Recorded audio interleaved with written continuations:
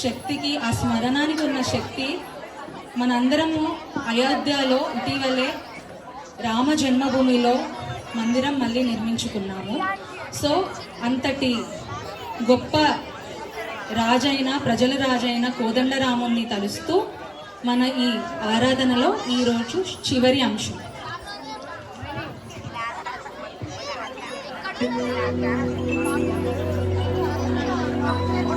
శుద్ధ బ్రహ్మ పరాత్పర రామాకారాత్మక పరమేశ్వర